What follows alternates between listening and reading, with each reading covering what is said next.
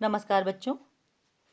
आज जिस कवि का परिचय कराने जा रही हूँ वह कवि हैं कुंवर नारायण।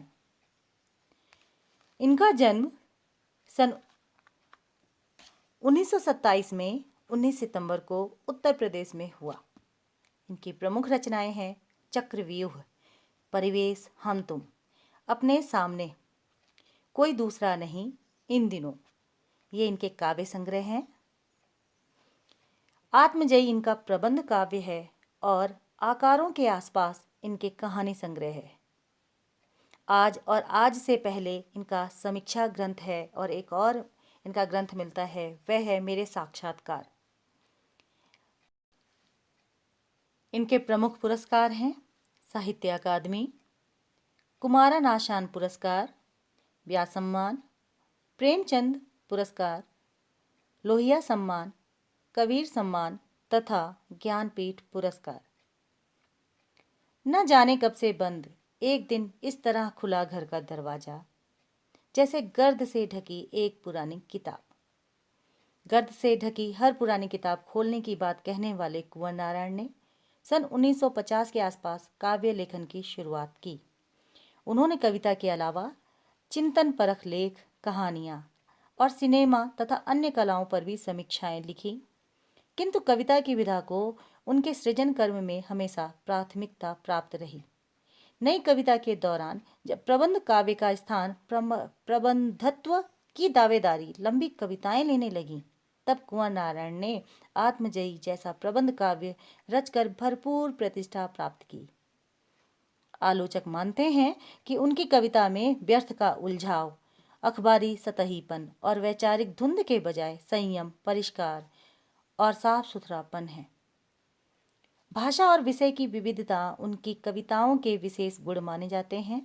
उनमें यथार्थ का खुरदुरापन भी मिलता है और उसका सहज सौंदर्य भी।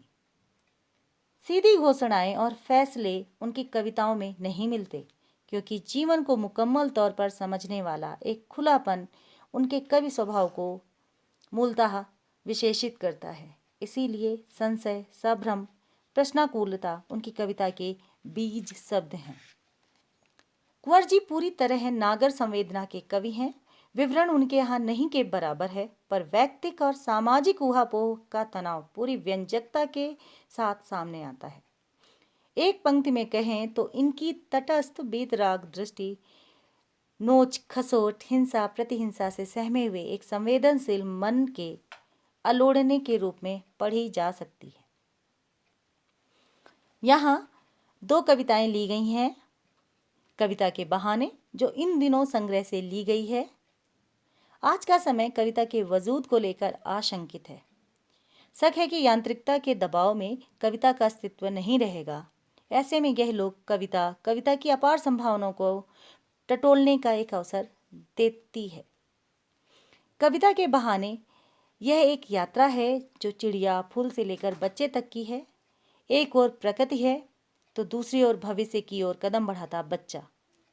कहने की आवश्यकता नहीं कि चिड़िया की उड़ान की सीमा है, फूल के खिलने के साथ उसकी परिणति निश्चय है, लेकिन बच्चे के सपने असीम होते हैं। बच्चों के खेल में किसी प्रकार की सीमा का कोई स्थान नहीं होता। कविता भी शब्दों का खेल है और शब्द के इस खेल में जड़, चेतन, अतीव, वर्तमान, भविष्य सभी उपकरण मात्र हैं। इसलिए जहाँ कहीं रचनात्मक ऊर्जा होगी, वहाँ सीमाओं के बंधन खुद ब खुद टूटने लगते हैं। वो चाहे घर की सीमा हो, भाषा की सीमा हो या फिर समय की ही सीमा क्यों ना हो। दूसरी कविता है बात सीधी थी पर। यह कविता जो दूसरा नहीं संग्रह में संकलित है। कविता में कथ्य और माध्यम के द्वंद्व उकेरते हुए भाषा की सहजता की बात की गई है।